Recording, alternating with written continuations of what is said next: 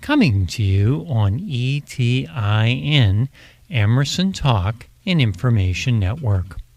My name is Jeff Ferranini, and I invite you on an exploration of spirituality. And my guest today is Ramon Manuel Almonte, who is an author as well as the co-host of the 100th Monkey radio show. And he was born in New York and born of Dominican immigrant parents and raised in the Upper West Side of Manhattan. He is at an early age fell in love with UFOs, or what he calls UFOlogy, science fiction, and spirituality, which have helped to mold his life. He is the author of a book, a very interesting book, which we'll be speaking about today, entitled Scratching the Cosmic Conscience. And his website for the 100th Monkey Radio show is www.the100thmonkeyradio.com. That's THEHUNDREDTHMONKEYRADIO.com. So it is indeed a pleasure to welcome today to Planetary Spirit, calling from Japan, Ramon Manuel Almonte. Hey, Ramon, how are you? Just great. All right. How are you? I'm doing fabulous. So, really exciting to have you contacting Planetary Spirit all the way from Japan, and also excited about this book, Scratching the Cosmic Conscience, and also just kind of a little bit about who you are, because you say in your kind of bio in your book that you've had some very interesting experiences along the way as a child that kind of gave you a sense of the world outside of the five senses that we have come to see as reality. You say here, one of my earliest memories at around age 2 or 3 was when I had an out-of-the-body experience. I recall seeing my body and trying to get my baby bottle, and my hand kept going through the bottle. Now, I mean, all I could say is I can't even remember age 2 or 3. So I'm just amazed that you have this recollection of, first of all, being conscious at age 2 or 3, but having this spiritual awareness at age 2 or 3. How was that for you? That's one of the things I think, now thinking back 30-something odd years later, it's been very key, because that, from my recollection, that's the foundation, the key to everything. When I was going through the experience, the only thing I didn't care about that I'm looking at my body. All I care about was getting the baby bottle.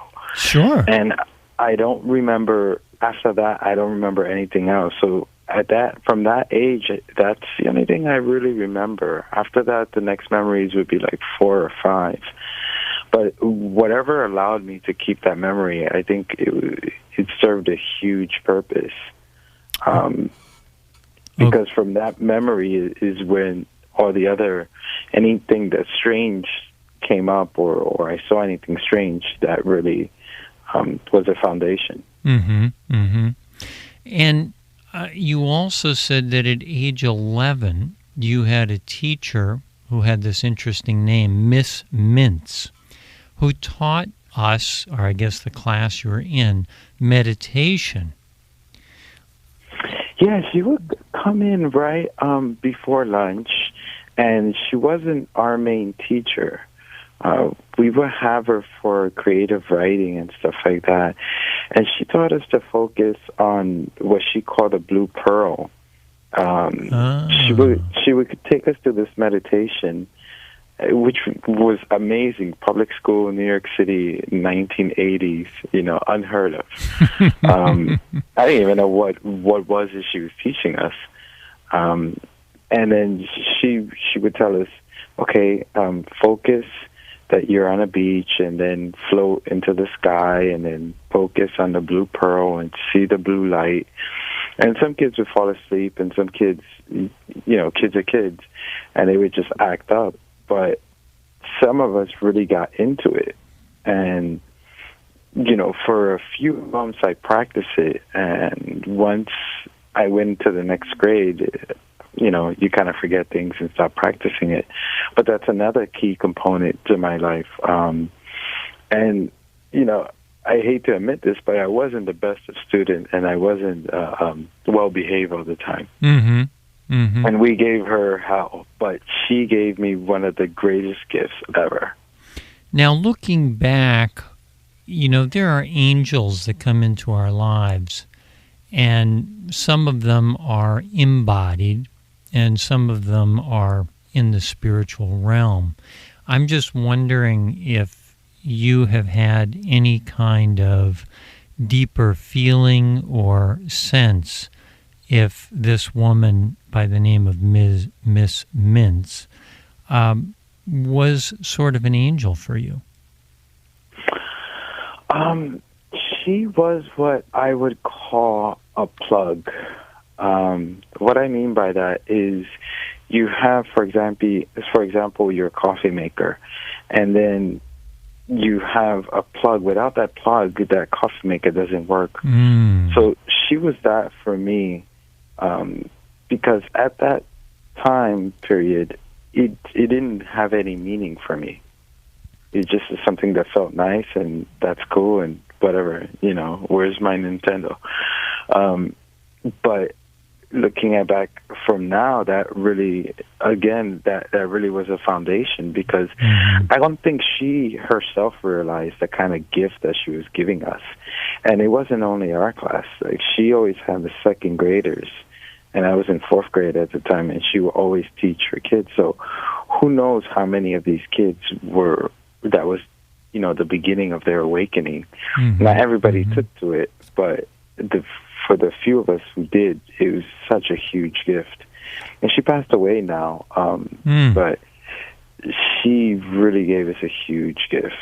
So are you saying that from the fourth grade on, because of what she instilled in you, that you maybe off and on have been meditating since the fourth grade?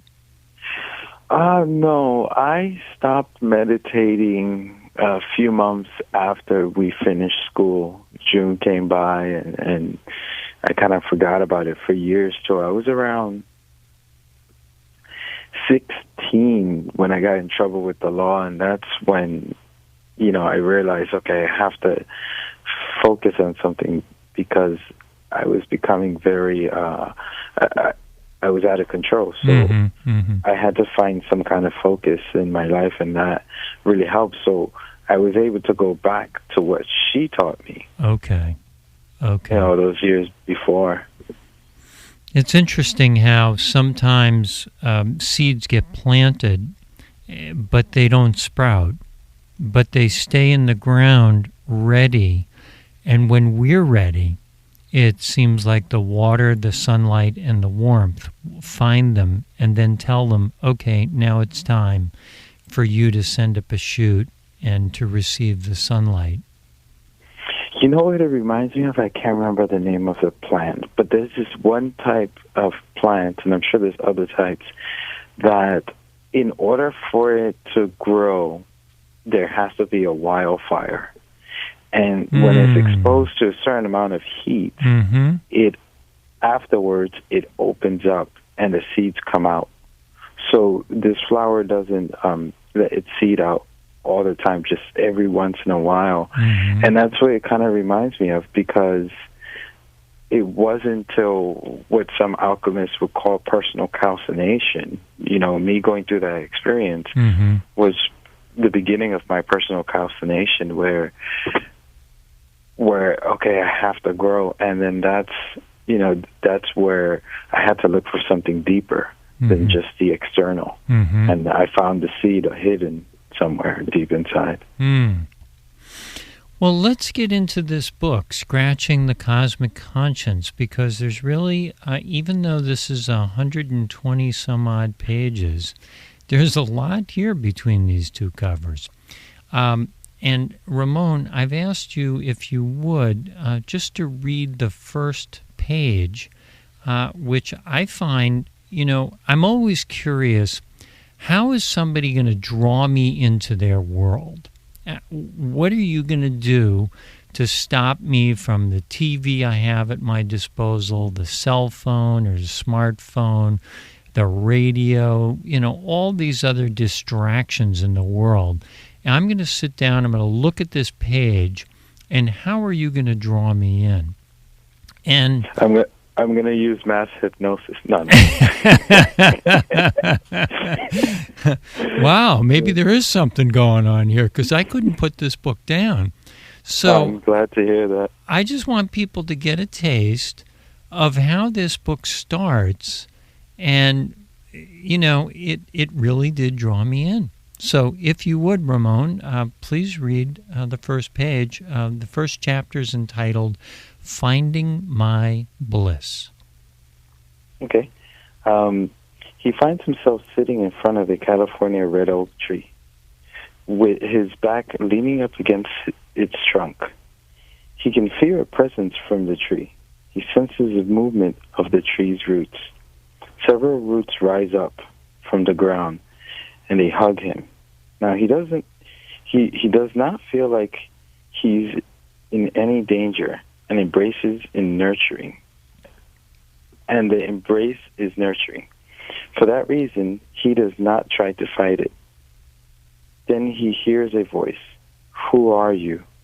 He answers, I'm Trevor. Who are you? He asks. He suddenly feels nervous.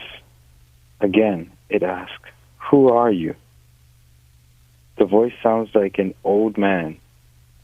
But as Trevor looks around, he sees no one. A fog begins to set in, and the area becomes hazy. Suddenly, one of the roots shoots straight up in front of him and hovers. The root tip pointing directly at his face. Trevor said, I don't know what the hell you are talking about. I'm Trevor from New York. Again, it asked, who are you? No aggression is heard in the voice. There's even a calm. Even so, he feels his bowels loosen. Suddenly, the point of the root shoots straight into his chest. But curiously, he feels no pain. Instead, he feels a warm energy engulfing him, a feeling almost like liquid. He tries to understand his feelings. He is frightened out of his mind, and yet he feels comfortable at the same time. How else could he explain it? He knows that there's something he has to do. Though nothing is said, he has an urgent feeling. But what? He sees images in his head of building something. Trevor woke up startled. He felt disoriented, and at first glance around, he almost forgot that he was home. When he turned to look at the clock, it was 10 a.m. Luckily, it was his day off. What a strange dream. He really could not understand it well. Yeah. So, here you have Trevor asking the essential question of everyone who I think at one point in our life has to ask this question, the same question that the caterpillar asks Alice in Through the Looking Glass, who are you? And then he's got this tree energy, which is sticking a root directly into his chest, but curiously, he feels no pain. Yeah, that, there's a lot of metaphors in there, and the one part is, who are you? We're always looking to find that answer, and I think that's an answer that's always evolving. It's always an evolving answer, and the other part is the connection between the tree and him, and nature and us. And because we're so disconnected, we don't have any idea what we're doing, where we're going, or who we are. I mean, and it all leads back to ourselves. But when you find that connection within yourself, then you find a connection with everything else. But most of us try to find a connection outside and then inside, instead of inside and outside. But I think also it reminds me a little bit, this question, this essential question, who are you? As a Zen koan, K-O-A-N, which is a question that really doesn't have a logical answer, such as, what is the sound of one hand clapping? If a tree falls in the forest but nobody is around, does it make a sound? Those are questions that get your mind spinning in a certain direction, in a certain way, but they don't really have a logical way to answer them. And so you sort of take them in and just sit with that discomfort and allow it to kind of bubble up and percolate in some way that brings you to a deeper awareness, but not an understanding. Would you say that might be right? Yes. The other thing about those questions is that it does something very important, which is breaking the thought cycle. The everyday thinking, because from as soon as we hit around the age of 5, between 5 and 7, we're taught that we have to think about everything and plan everything. And what those questions do is they help break those cycles, because they have no real answer.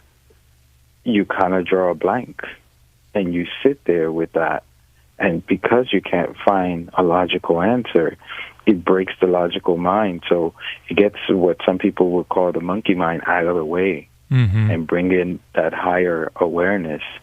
Because to look for those answers, it takes a higher awareness. Your analytical mind can't process that. So that's why those questions are so important.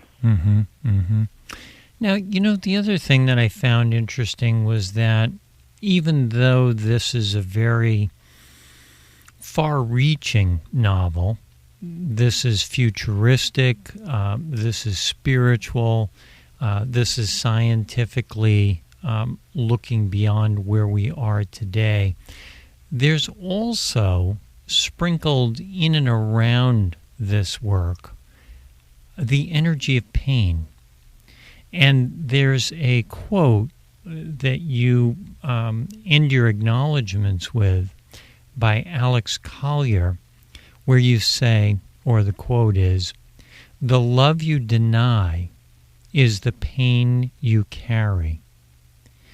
How much of a thread throughout the novel did the novel depend upon in order to help the healing to come about that Trevor needs in order to move forward on his spiritual journey?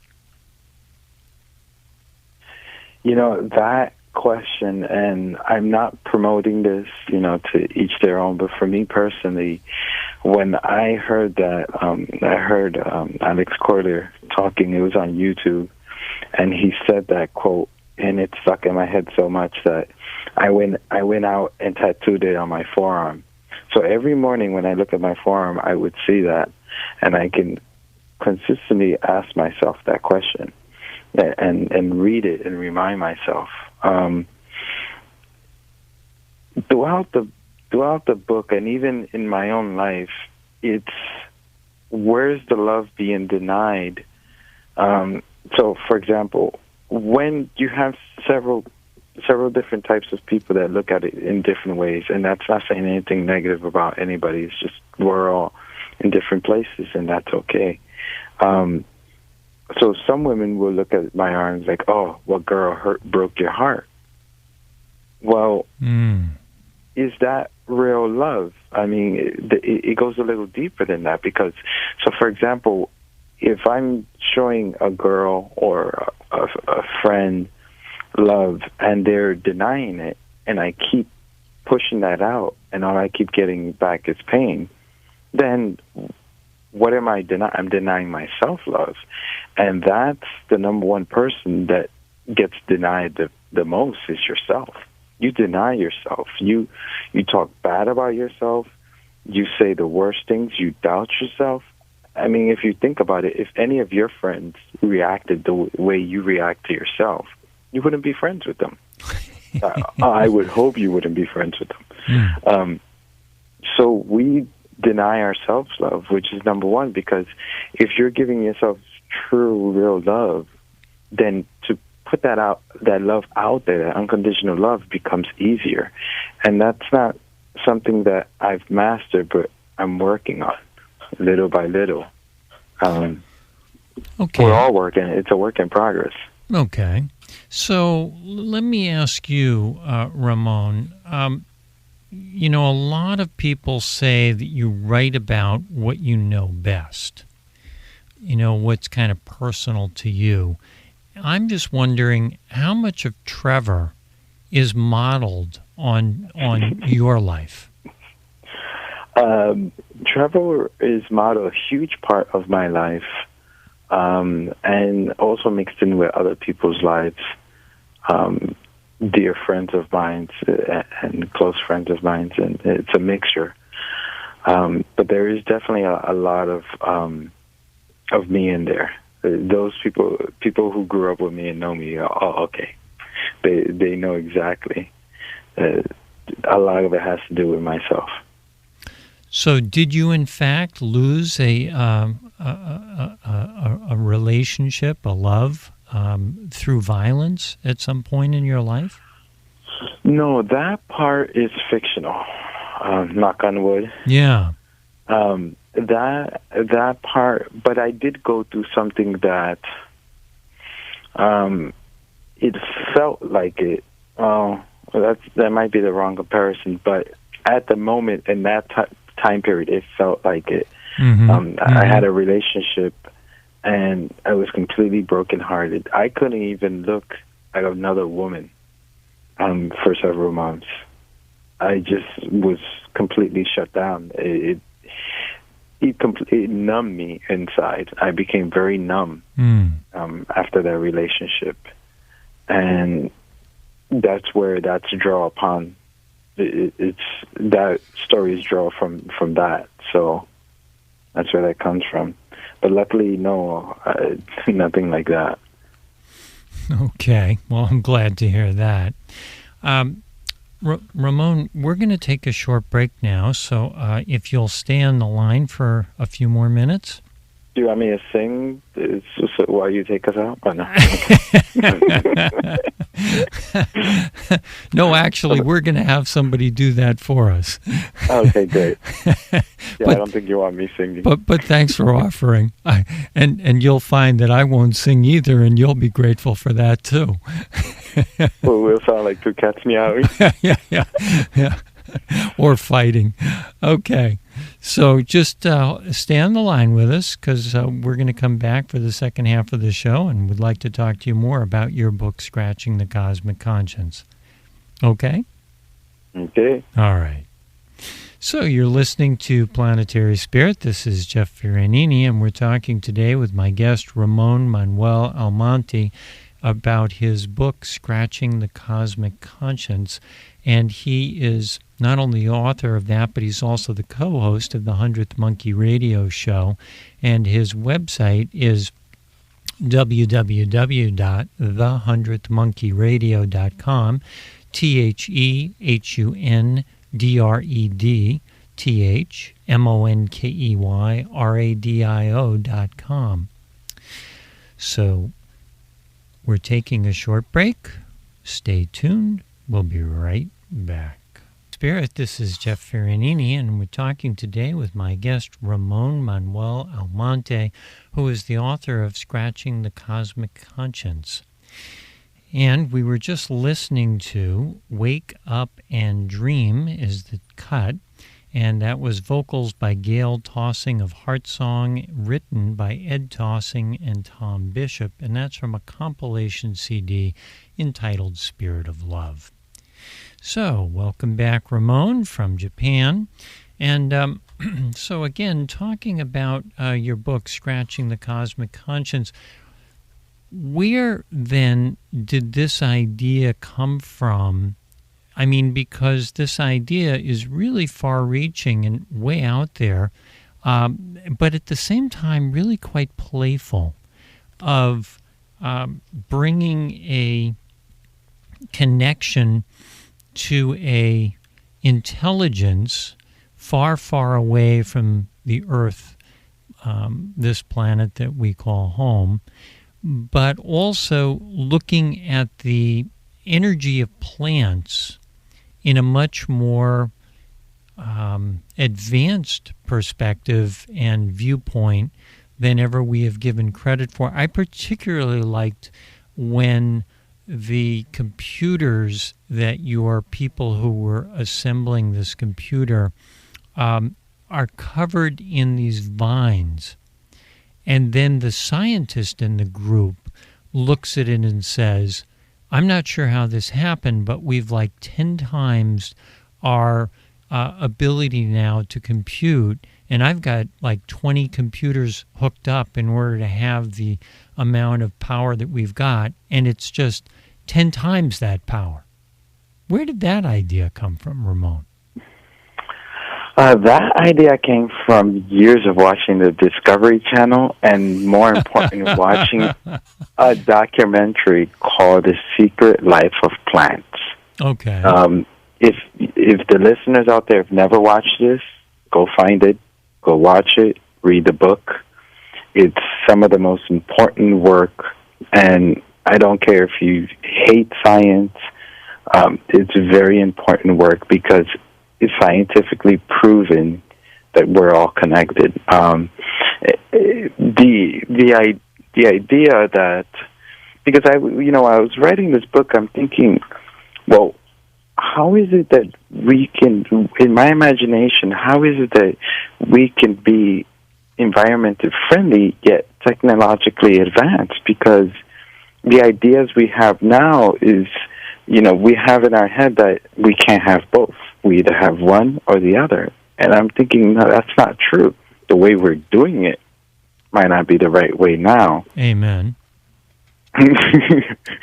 But there has to be a way. So these, I would sit down and just write, and these ideas would come to me. Whenever I sat down to write, I would, do a similar prayer like you do before. It's like, okay, let me write what needs to be heard. I'm hoping that, some teenage kid or some grad student looks at the book and says, I think I can do that. Because we don't really give science fiction the credit. For example, you have the cell phone that comes from Star Trek, and you have all these science fiction things that really innovate, get these scientists thinking. So I'm hoping that someone will pick it up and say, let's figure out what's he talking about. Yeah, I particularly liked the way that you kind of introduce us to that, in your basement with two friends, kind of reminded me of like how Apple started or Microsoft. It's this back in the garage type of technology, and now the world will never be the same. But okay, so you basically do a Star Trek dematerialization in your basement from this equipment that you've created, you go to this other planet, and when you arrive at this other planet, it's, excuse me, similar to Earth in that there's a huge amount of the green nation, or the trees and plants and sky and land around. There's not a lot of water visible, and you make friends with one of the tree people, whose name, interestingly enough, is Sequoia. So talk a little bit about Sequoia and how he befriends you as you arrive at this new world. Sequoia is an enlightened being who's very in touch, very telepathic, very sensitive. And, you know, the way they verbally speak is they don't have any mouths. So their body is almost like a speaker. So think about it. When you say something, your mouth is vibrating, and the people not only hear that, but more importantly, they feel that. That's why, for example, if someone's talking bad about you in a different language, you know. Or if someone's saying something good about you, you know, even though you don't understand what they're saying, but you feel it. So that was the whole idea behind Sequoia. And Sequoia has, you know, he's, I'm trying to remember, he's around 5,000 years old, so he's had a long history of being to Earth, and he's kind of like a sociologist, and he helps bring in new cultures and kind of help them open up. And when you read the book and you see his name, like, well, where did they, you know, the idea is, where did the Native Americans get the name from? And, you know, so Sequoia is a character that I would really, really love to meet one day, in real life. And he's funny and gentle, and at the same time, he has that somewhat of a tough love, but not really tough love. He just lets you be when you need to be. So let me read this passage here from your book, Scratching the Cosmic Conscience, about Sequoia. And you say, Sequoia lowered his head and got down on one knee, or we could say one root. You know, the worst enemies and best friends we could have are ourselves. Trevor thought about this for a minute. He knew deep down inside Sequoia was right. Even because he felt great, he knew he was not over Felicia's death, and it still haunted him. Sequoia continued, the most important thing is awareness of the inner world and non-biased emotions. You do not bottle them, you accept them and observe them, but you don't become involved. Trevor had lowered his head almost in shame. He knew how tough this was going to be. This was going to be the toughest thing he ever had to do. On the other hand, he was aware of the indescribable benefits he was going to gain as well. He gave Sequoia a big hug and walked into the middle of the plant. The leaves soon lifted up completely and covered him. Light appeared, and the next thing he noticed, he was in a hut. He looked out the windows, and the scenery was amazing. He could see above all the trees. He could see for many miles, and the sky was completely clear. So, can you tell people where exactly is Trevor going in this? I mean, this is where he's about to meet Aguria, and he's about to spend 45 days with Aguria. And who is Aguria, and what is Trevor about to partake in? Um, well, that part comes from my own life. I didn't spend 45 days, but I spent 2 weeks in silent meditation in a place called Vipassana, and they have them all over the country. Mm-hmm, mm-hmm. And even though it's branches from Buddhism, they don't push any religious views or anything, so it doesn't matter what your spiritual views are. I would suggest anybody to go. I spent 2 weeks there in silence, and let me tell you, it was the most best thing I've ever done for myself, but at the same time, the hardest thing. And as you can see, Trevor himself kind of at one point starts going crazy, and that's exactly because imagine being stuck in a room with a person you despise and being stuck in a small little room and say, okay, get along. And that's exactly what's going on. You're stuck with your thoughts, and you get a chance to really work on them. And for some people, it's a little too much. For other people, it's a huge breakthrough. But as far as Aguria is 49, I think it was 49 or 48,000 year old tree. So I took the giant redwoods from California and just exaggerated it. And just imagine the knowledge that these trees have. So I gave this tree not so much a voice, but like a feeling. What do these trees know? I mean, any being that's in this realm that we call reality for that long has to be full of knowledge. So our trees live around 3,000 is it, or 2,000? Oh, and yeah, and I remember I went to the national park in Santa Cruz that a very old friend of mine took me to, and they had a piece of wood. It was humongous, and in each, when you look inside, like when they cut a tree, you look, there's rings, mm-hmm. and each ring they would mark.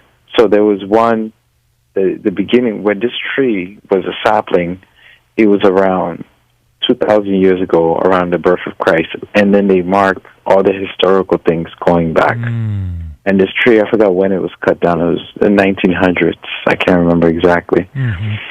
So just imagine the knowledge. So, that's why Aguria was the spiritual, master, because it's been around the longest. And then you kind of, later in the chapters, you learn about its own history and what Aguria kind of survived, when most of its own kind of didn't survive. Mm-hmm. And so he's kind of like their spiritual master. Mm-hmm. Mm-hmm. Yeah, and does the term the world tree mean anything to you? The first time I heard about that term, I must have been around 8 or 9, and you won't believe what cartoon I heard it in, and it was He-Man. Okay. And so I've never really studied that, but I've heard it used loosely here and there, the world tree. Well, I'm not going to say this right, but there's a Norse word, and I think it's something like Yazagadril, which is the tree that Odin, who was the, I believe, Norse king of the gods, found Yggdrasil, and he was instructed that if he wanted knowledge, he would have to tie a rope to his foot and hang upside down on the world tree for 3 days and 3 nights. And, wow. And from that, he was given the images or the symbols of the runes, runes. So great power was given to him, he also had the ability to see forward in sight. So the world tree is a symbol that seems to come in and out of mythological stories in many cultures around the world. And when I, saw this energy of Aguirre coming through your book, I thought, well, whether you're conscious of it or not, that same archetypal image of this all-powerful, all-connecting energy in the form of a tree, in the form of a living, breathing entity, seemed to, take a very large place in what you were writing about. Yeah. Trees, they have this amazing thing.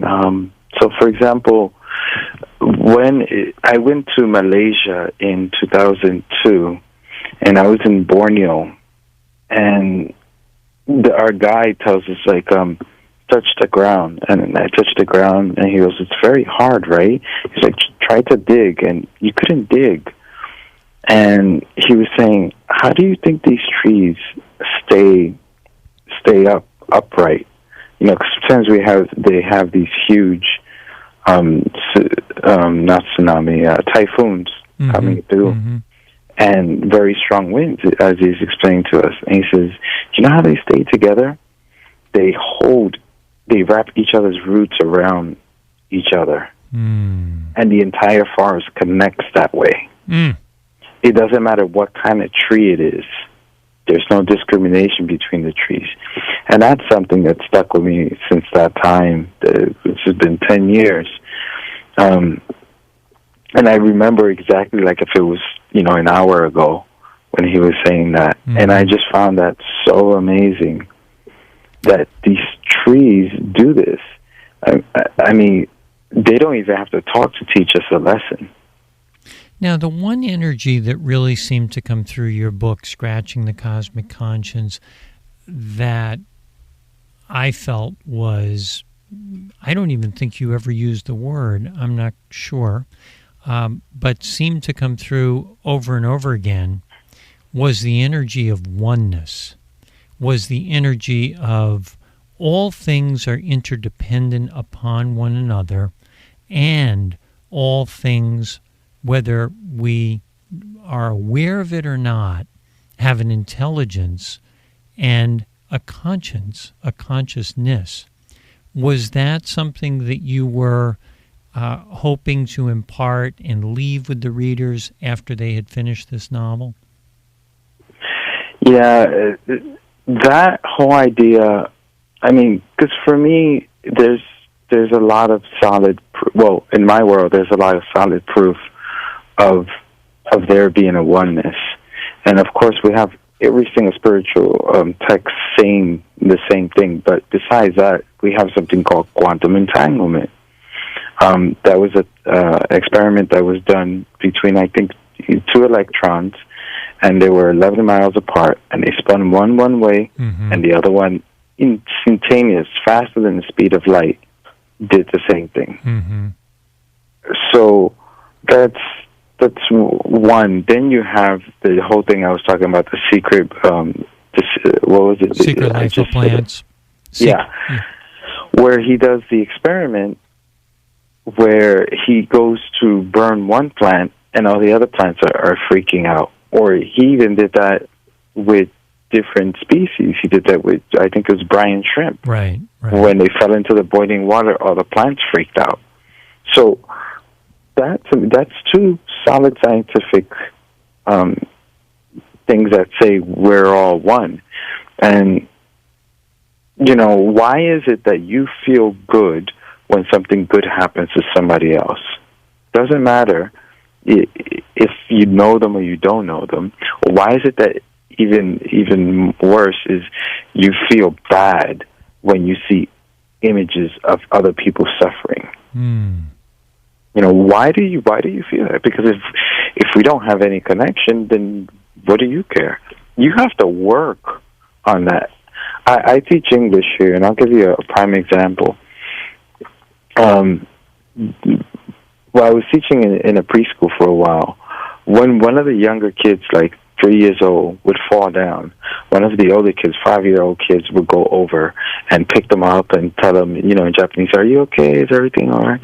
And I was just amazed, because what came to my thought is, these kids shouldn't be in school. We should be the ones in school, and they should be the teachers, because we've forgotten our humanity. They're born with that. That's something you're born with. You don't learn that. What you do learn is how to become cold-hearted. That you learn. But that natural things.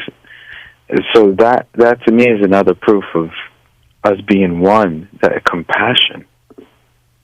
So did this book, Scratching the Cosmic Conscience and Visiting Another World, did it come to you in a dream, or was it, you're saying that The Secret Life of Plants was the jumping off point for you, but where did this idea of looking at plants with superintelligence and almost like this, what was it, Q in James Bond, who had all these interesting technology equipment to give James Bond into the next mission he was being put on.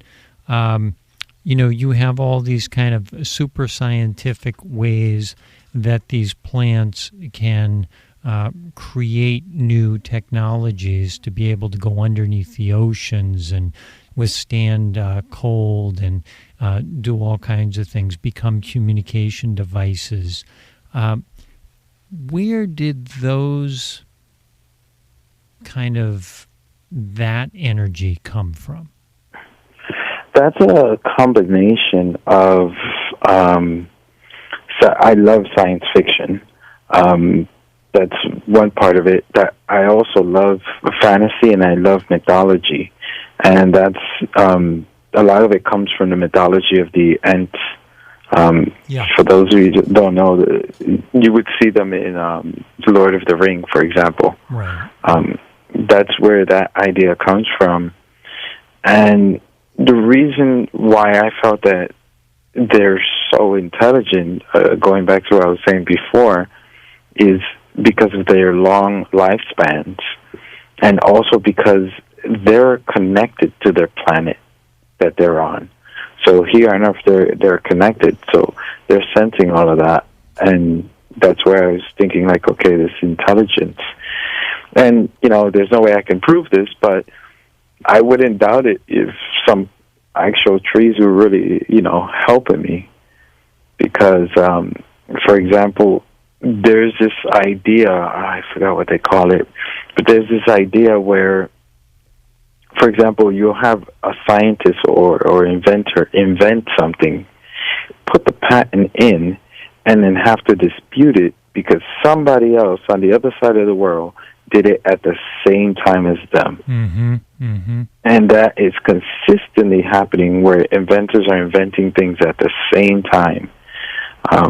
So we're tapping into something. Mm-hmm. Well, also the fact that you're talking about kind of thinking outside the box in this book, you're coming up with a way of, being a co-creator, self-actualizing, becoming empowered to utilize the technology that we have now, but to somehow go beyond the limits that we've kind of self-imposed in order to make space travel possible for the average citizen who has a technological understanding of how to put all this stuff together and has been given the dream and the intention to go forth. But with very little cost involved, Trevor goes and visits another world, and he doesn't blow up the city block with the amount of energy that's being used either. So I like the fact that you're able to take the plant intelligence and make this a friendly co-creative effort, that the plants want you to come visit them as much as you were, interested in kind of going outside the bounds of where, this earth plane has kept you limited to. But the other thing was, and this is probably the last question I'm going to ask, where did you go when you were writing in your book that these plants, of all the people on the planet Earth, had selected you to be the representative and to be the repository for the information and the intelligence that they had to impart, and in effect, they had asked you to become their envoy, ambassador, bridge to what they had to offer the planet Earth. Where did you have to go in your heart in order to allow yourself to be seen in that way? That's a very good question. That question would be a little bit hard to answer, but I would say that for we have to bring ourselves kind of the reason why they chose him, it's only one thing different from others. He wasn't smarter, he wasn't a grad student. It was, he followed his dream. Like the beginning chapter, he followed his bliss. I'll give you a very quick in my own life. So I wanted to go to Japan, to visit Japan for years, and never went waiting for something to happen for me to go. One day I decided to go live there for 3 months, and then I had the idea to write a book. I started writing my book, started looking into UFOs and spirituality a little deeper, and said, okay, it's time to write a book. And then I met my partner, and we did that. And now I'm being interviewed by other people who are also following their bliss. So one thing leads into another. And the reason why I'm bringing that up is because all Trevor did was question the dream to his friend. And then his friend said, let's do it. Mm-hmm. You got nothing to lose. Mm-hmm. And then that led him from one thing to another, to another, to another. Mm-hmm. And that's exactly what happens to us. When you follow your true heart desire, your bliss, you don't know where it's going to take you. Well, that's a really good answer because, we're so always used to having the definitive answer. And again, it kind of brings us back from where we started in the beginning, is that kind of that Zen koan kind of energy. What is the sound of one hand clapping? If a tree falls in the forest, does it make a sound? We don't necessarily get the definitive answer, but we do get the energy of where that answer could come from. And so thank you, Ramon Manuel Almonte, for being my guest today on Planetary Spirit and for writing such an interesting book that is thought-provoking, entitled Scratching the Cosmic Conscience. Thank you so much. I really appreciate it. And I'll send you a check for saying all the nice things. All right. You be well.